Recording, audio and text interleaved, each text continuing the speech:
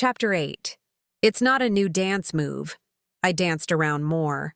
Why the hell do you always sneak up behind me?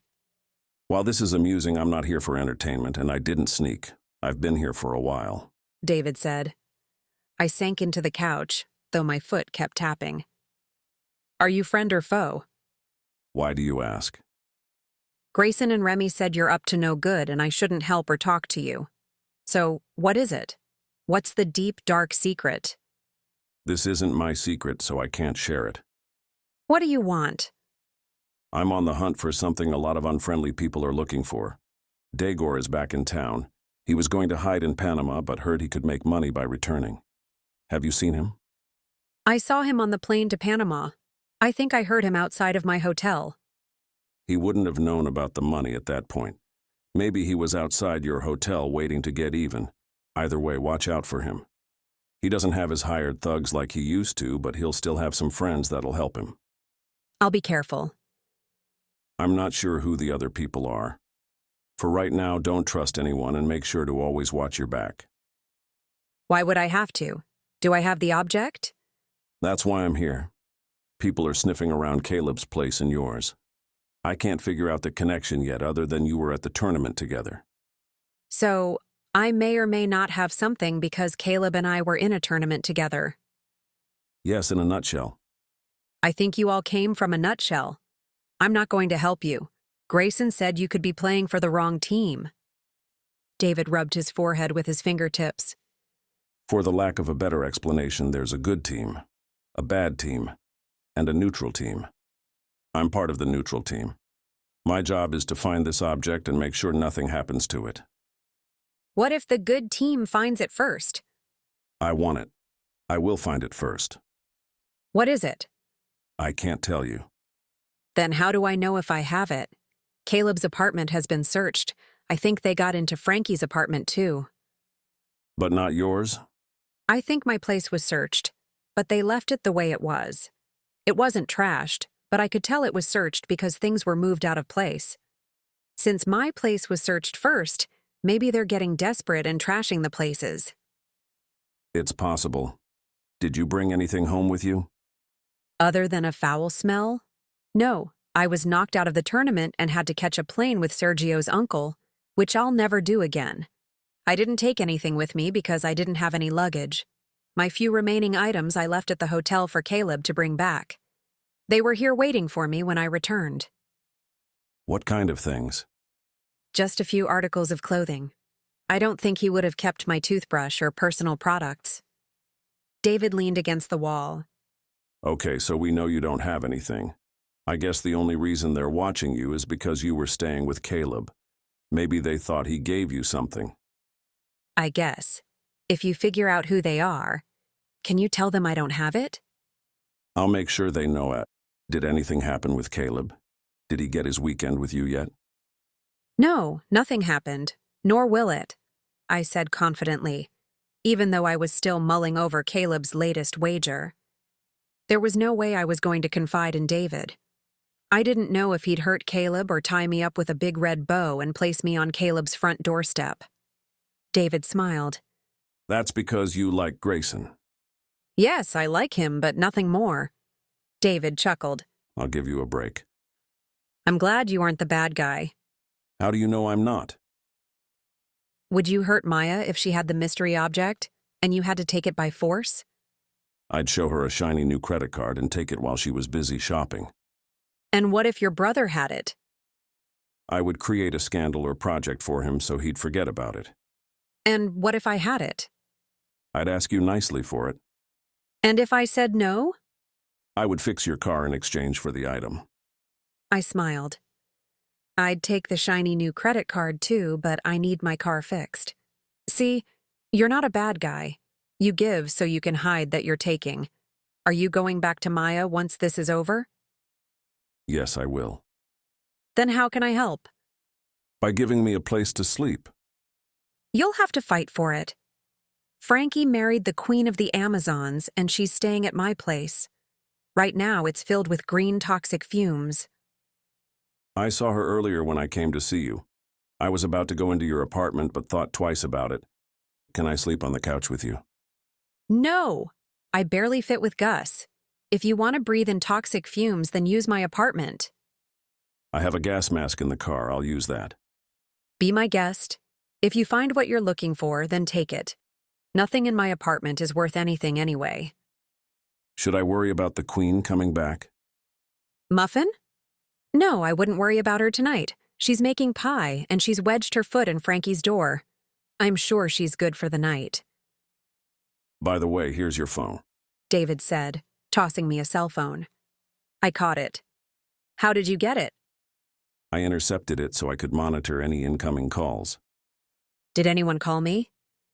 No, I think the number is too new. I'm sure only Grayson knows it. Maybe he passed the number on to Maya and Remy, too. I could have dealt with it myself. I didn't want you to worry. I'm an adult. I can handle a little bit of worry. Not while I'm on the job. Now go to bed so I can, too. Good night. Good night, knucklehead. My cell phone rang and vibrated in my hand. It was morning, and I was groggy with sleep. Gus and I were lying on the foyer couch, summoning the strength to make it upstairs. Gus grunted and nudged me with his nose. Hang on, Gus. Let me answer the phone first. Hello? Are you excited? From the perkiness at this hour, it could only be Maya. For what? Your Nadia revival party, silly. Will you be mad if I say no? I'll be sad. Then yes, I'm super excited, I said dryly. Great. I can't wait. I want to give you all the information. Can you be at my house at 5 o'clock? I know it's early, but then you're prepared and we can talk. I can be there. You're not going to dress me again, are you? I was thinking about it, but you can come as you are. Tonight is about Nadia. How many people are coming? Oh, everyone wants to come. This is going to be the best party I've ever thrown. At least 50 people said yes, and 50 more will get back to me. Maya, I don't know 100 people. Who are they? You're a website celebrity. Frankie gave me a list of everyone who should be there. I added a few names as well. All I had to hear was Frankie, and the message is understood. He's not so bad. He's looking out for your well-being and trying to make a name for you. Please, whatever you do, don't help him with any of his projects or gigs. I can't control him.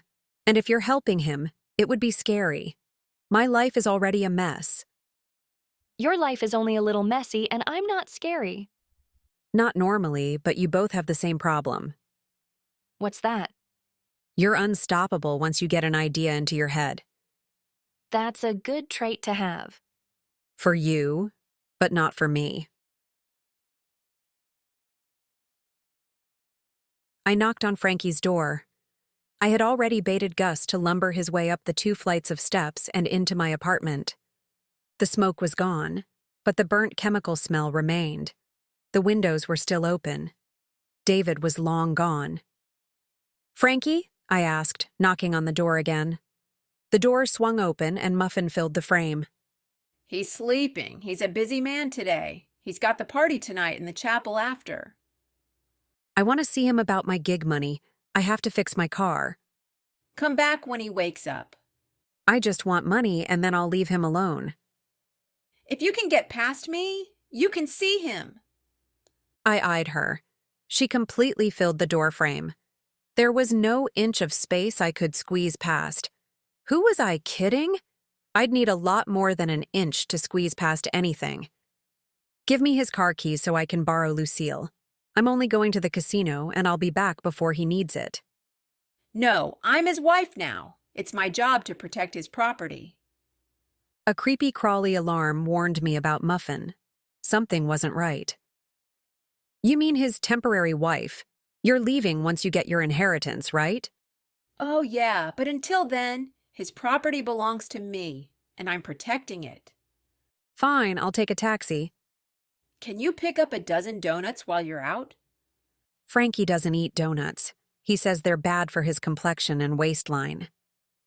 Who said anything about Frankie? I want the donuts. I especially like the Boston cream ones. Get me lots of those. I turned to leave. Hang on. I think I might want a dozen Boston creams and also a dozen assorted. I rolled my eyes and jogged down the stairs. As I stepped outside, I found Sergio waiting at the curb with a powder blue moped. My goddess, I have been waiting for you. He said as he scurried over to my side. Today's your day, the day of Nadia's revival. I groaned. It's not my day. It's just a party. Your humble words give you astonishing beauty, my Nadia. Don't you have something to do besides follow me? Why, yes. I'm in search of $1 million for my goddess. You know I was kidding, right? What makes my Nadia happy makes Sergio happy. Yeah, well, I have to get to the casino to earn a living. Your chariot awaits you. Sergio gestured with wide arms to his moped. It's a two-seater with central air. How could a moped have central air? When we take off, the air will move all around us.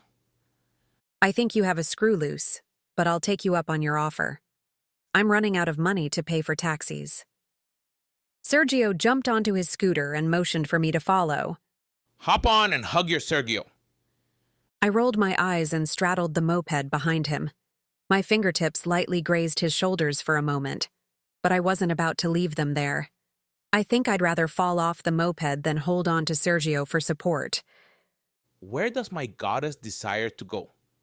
Can you take me to the Lost City Casino? As you wish. I am quoting from my new favorite American movie, The Princess Bride. I'm going to make a t-shirt that is worthy of naming my Nadia as my Princess Bride. Please don't think too hard about it. In fact, don't think of it at all. You have enough t-shirts. Plus, that movie is from the 80s. He sped down the roasting Vegas roads as fast as the moped would take us. The sun glinted on his hair, making it sparkle. In fact, his hair sparkled so much I wished I'd brought my sunglasses. Sergio, what do you have in your hair? Oh, that Frankie of yours has some amazing ideas.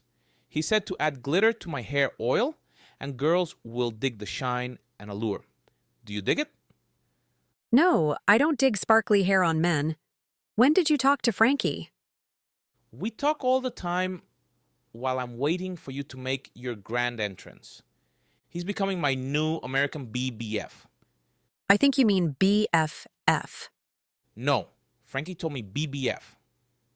What does that stand for? He said he calls himself BBF because he's bronze, beautiful, and fabulous. I chuckled. I wouldn't take everything you hear from Frankie as truth. Minutes later, Sergio pulled up to the Lost City Casino. Out of the corner of my eye, I saw Remy leaning against the limo. Even when leaning, he appeared way too tall and muscular to be able to fit into the driver's seat properly. And he wasn't holding back his disapproving scowl at the moped and the shiny-haired man driving it. His dark eyes surveyed the man intensely, while his olive skin grew rigid under the strain of his fierce frown. I couldn't recall ever seeing Remy with such a fierce face and was completely confused at what would cause such a reaction, especially since it was directed at Sergio, who was a powder puff compared to Remy. I quickly thanked Sergio for the ride, shooing him away while keeping my eye on Remy. Sergio didn't take the hint that I wanted him to leave, so I ended up promising him he could pick me up at the casino later to escort me to the party. He was so excited when he left, he used too much throttle on the moped and popped a wheelie, jumping the curb a couple of times before he headed down the road and out of sight. Remy was next to me before I could head into the casino. Who was that? Remy demanded. Sergio, what's with the evil stares? You're supposed to be playing it safe and watching your back, not hopping on the back of a stranger's scooter. How do you know he's a stranger? You don't have a very long list of people you know. I think I should be insulted, but I'm too hot from standing outside. Remy seized my arm and ushered me up the walkway to the front entrance. Remy, you have serious issues. I growled, snatching my arm free. I rubbed the tenderness away from his iron grip. I've been hearing about some dangerous men showing up in Las Vegas. They all have the same agenda. You're being watched and followed, and you don't even have a clue. You need to get smart and quick. Aren't you being a little overdramatic? My house was already searched and nothing was taken. If I had whatever they wanted, they would have taken it. Exactly. They'd take it and leave the country, but they didn't get it and will be more anxious to find it. Which means every day they don't find it, you're more at risk. I sighed. It made sense. But at the same time, I didn't even know what the people were searching for, nor did I understand why they thought I had it. I'll try to be more careful. I have to work. Don't you have to babysit Grayson? I heard that. Warned a familiar, warm voice. I jumped and turned to see Grayson. My pulse kicked up a notch, and sweat instantly beaded on my skin. Thankfully, the hot sun could be blamed for the noticeable change. He was always gorgeous with cologne model features and a smile that could give me instant hiccups due to forgetting to breathe. His tailored suits fit him to perfection and made my mouth water at the treasures lying beneath the clothed surface. His intense gray eyes made me forget my name. Are you okay? Grayson asked me. He reached his hand up, and his thumb grazed the surface of my neck and shoulder. You're all sweaty. You should be inside in the air conditioning. I shook my head to clear it of Grayson-filled thoughts. It didn't work as I thought it should. I was hoping to shake my head clear like one could do with an etch-a-sketch. I'm fine, just too warm. Which was completely his fault. Grayson's hand found the small of my back and steered me effortlessly into the casino. My skin was in a tingly fit from his touch and close proximity. It wasn't fair. How can he light up my insides with sparklers when I can't even get a flint spark into him? I'm heading to a meeting. Will you be here for a while? Maybe we can have lunch together? I'll be around. I'm not planning on leaving until late. Grayson's eyes danced with mischief. Not so late as to miss your revival party, right? No, Maya would be upset if I missed my own party, but I want it on record that I think the party is completely ridiculous, and I'm only going because I don't want to disappoint Maya. His lips curved into his stop-me-in-my-tracks smile. I'm glad Maya has a friend like you. I smirked. You're just happy because she's temporarily out of your hair and into mine. Yes, that's true. She can be overwhelming at times. He admitted with a laugh. I'll be relieved when David comes back and she can resume giving her attention to him.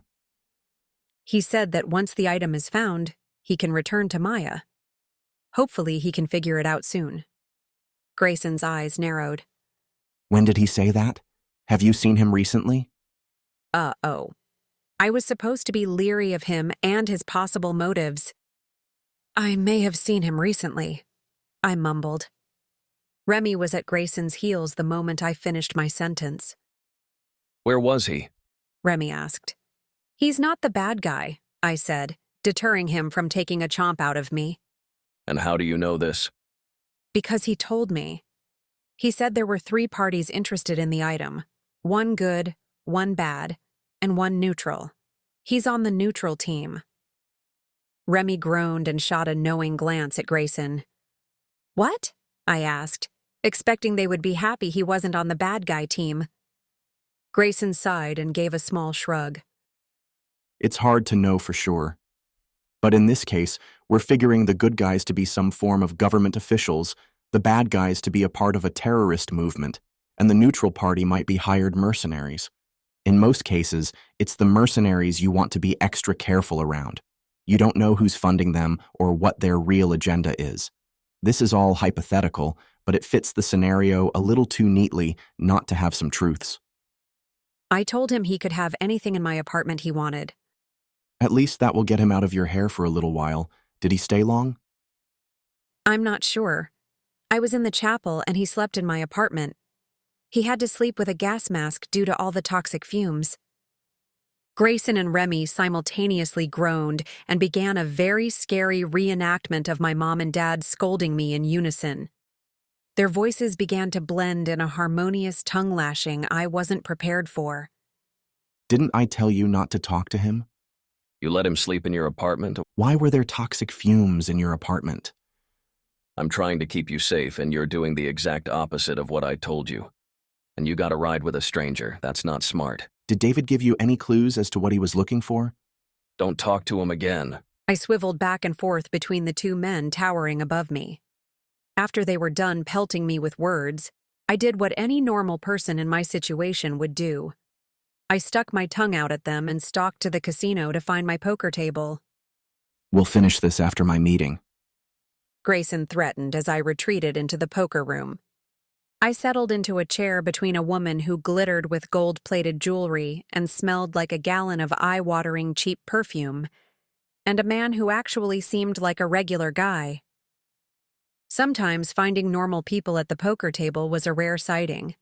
It made me wonder about my normal ranking. I wasn't sure I wanted to know the answer. Hi. The man said to me as I made myself comfortable and stacked my chips. Hi. I returned his greeting, hoping he wasn't a player who liked to chit-chat nonstop at the table. I could only handle friendly banter for so long.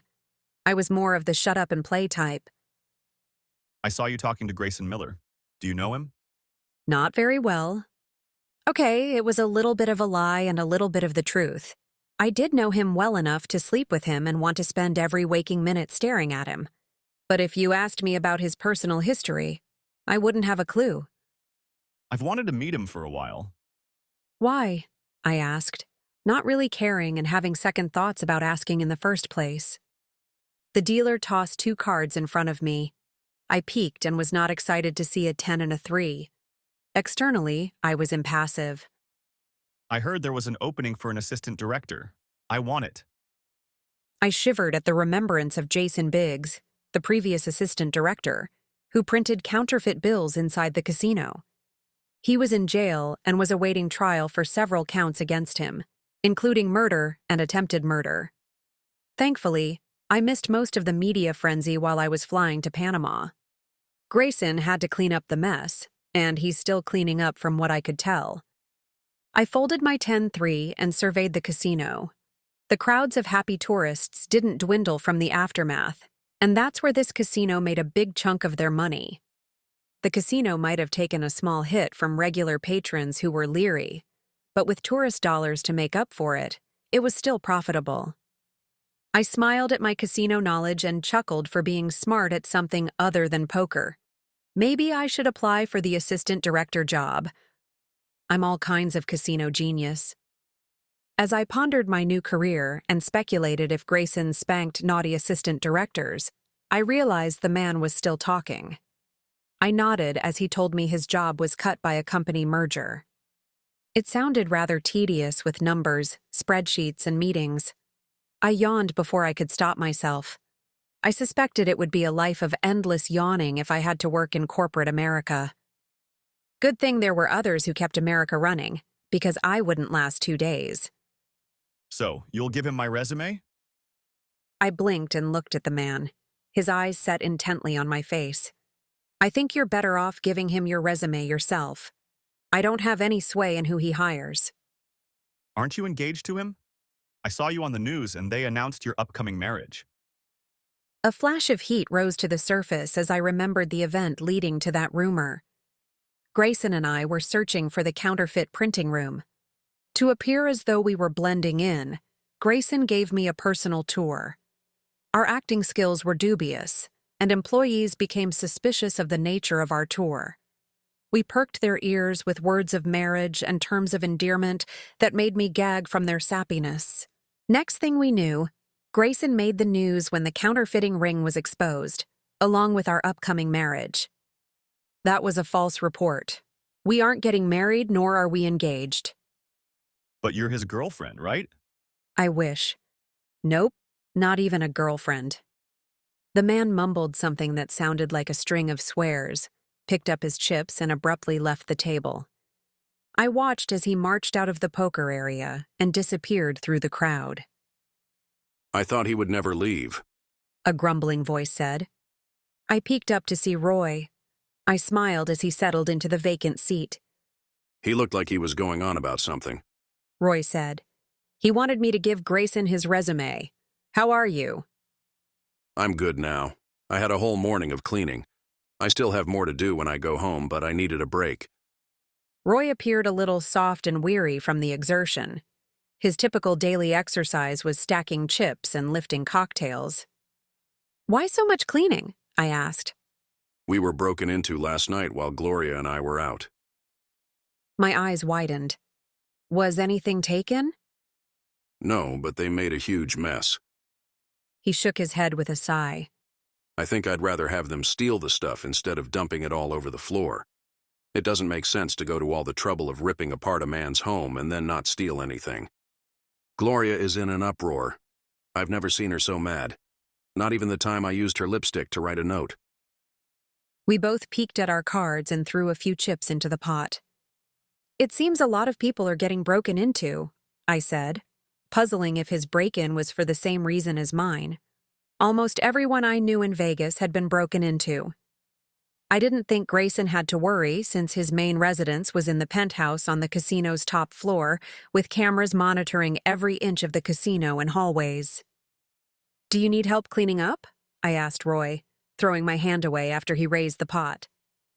Not really. The majority is done. Just reorganizing some of the drawers and closets. We played several hands together.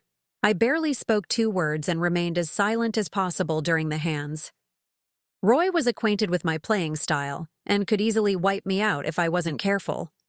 I studied his face to see if there were any signs I could go by, but he wasn't giving away anything. His hands were steady, his eyes didn't twitch, his laugh lines didn't crinkle. The man was solid. I threw in my last hand in disgust. I'd sat at the table for hours and came up $40 ahead, while Roy was up nearly $300. He winked at me as I scowled at the stack piled neatly in front of him. I've been playing poker since before you were born. Roy said with a smirk. I tell you time and time again you have to play the player, not the cards. My eye twitched. He was both my friend and my teacher, but I'm taking every last chip he has the next time we play. I threw a chip to the dealer for a tip and stood. Collecting my belongings, I narrowed my eyes at Roy. Prepare yourself, old man. Next time your chips are mine, I said. He laughed. That'll be the day. Should I give you a trophy if you manage to win a few chips off me? I scowled at him, but it made me speculate about the significance of the mangled trophy sitting in my apartment. Could Caleb's trophy have anything to do with the break-in? How could a trophy stir up so much trouble? And now that it doesn't look like a trophy but a twisted piece of lumpy plasticky metal, no one would think to take it. Maybe that's why these men were still lingering around. I needed to go home and inspect the trophy. Also, I had to change for the party. I groaned. I headed to the casino lobby. A taxi should be waiting at this time of day, and with my measly $40 win, it should just cover the cost of the fare home and to the party. Maybe I should ask to borrow one of Grayson's cars. I shook my head. Even though he had a garage filled with cars, they weren't mine, and I wouldn't want him in the awkward position of saying no. Or, worse yet, Grayson might start up a new relationship with a woman and then send Remy to collect his car. My stomach dropped. I should stop thinking altogether. It's not a healthy habit.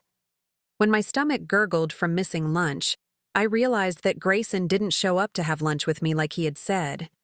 I hadn't thought about it at the time because I was busy losing to Roy. With Grayson's hectic schedule, I'm sure he was derailed by a project somewhere along the way. He's probably equally as hungry wherever he is. I breezed through the automatic doors and out to the taxis. There was no one around and no taxis. I waited a few minutes before deciding to try the casino down the street. As I made my way down the sidewalk, I heard a zipping motor behind me. I recognized the sound of Sergio's moped as it closed the distance between us. My goddess! Sergio called.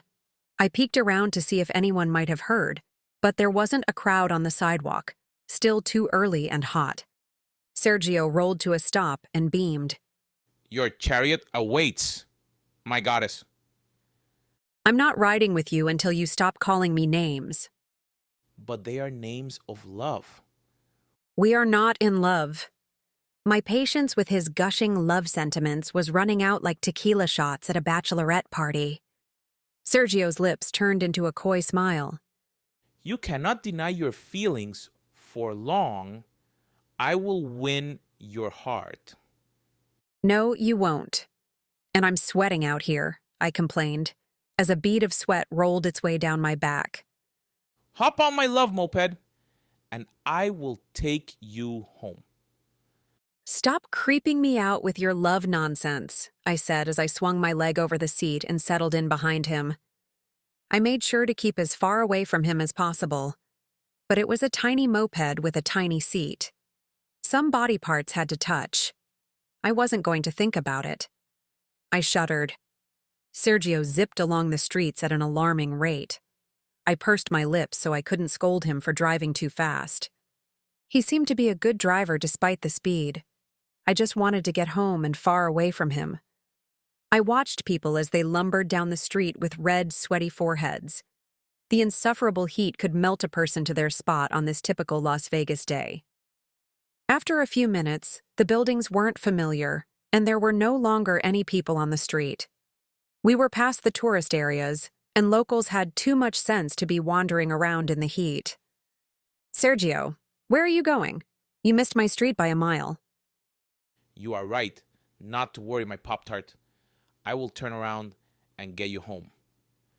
Sergio slowed the moped and turned to sneak through an alley. Even though it was still light out, the narrow alley was covered in shadows from the surrounding buildings.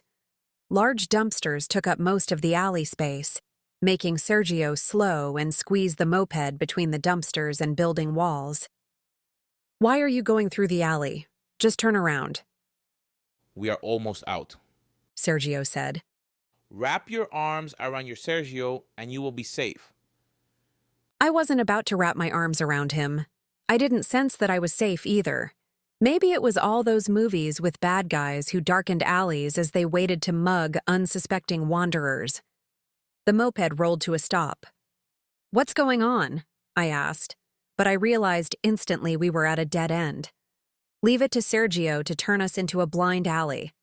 Turn around and get us out of here. The narrow alley was dark and littered with waste. Graffiti layered the dirty brick walls. If Sergio didn't turn around in 2 seconds, I was jumping off and making a run for it. Sit still, my little poker chip, and I will turn around. Sergio said as he used his legs to help turn the moped around in the confined space. Within a matter of seconds, he had the moped in position, and we were heading toward the street. As we squeezed by the dumpster, I noticed a black SUV looming at the alley entrance, blocking our path. Sergio slowed as we neared the SUV. Even though the moped was small, there was no way we could squeeze past it. I was twitching like a lab rat. The black SUV and blocked alley had horror movie written all over them. Movie victims never see it coming. They advance blindly forward only to die in a violent bloodbath while movie viewers scream at them to run. And that was what I was going to do. I scrambled off the moped. If I sucked in my stomach, I might be able to squish past the SUV. If not, I'd jump the hood. Where are you going? Sergio called. I was already running for it and was on my way to squeezing past the SUV. I had more room than I estimated and made a dash for it. As I was shimmying past the alley wall and the passenger door, it suddenly opened. The door slammed into me, pinning me against the wall. The edge of the door caught me. I felt an extra push against the door, making the edge cut into my sternum. I cried out as air was pushed from me. I couldn't escape from the door, and the person on the other side wasn't letting up. "Close the door," I wheezed. I don't think so, bitch. A deep, gravelly voice said. The darkened window didn't reveal the man who trapped me, but the voice was familiar. It was a voice that chilled my blood. He had tried to kill me a couple of times before, and now he was back. Seems like you want to keep meddling in my work, and now you've done it again. His voice was angry. In the past, every time his voice shook with anger, I was about to die. The car door pressed farther into me. What little air I had left was forced out of me in one last gust of breath. My oxygen-deprived lungs burned. I clawed frantically at the door to free myself. My hands became slower and slower as my lungs screamed for air. I couldn't fight anymore, and my lungs gave up. As I blinked my last blurry sight, the window rolled down. Daegor glared at me with a twisted grin spread upon his face. My eyes closed. My body, still caught on the door, hung limply.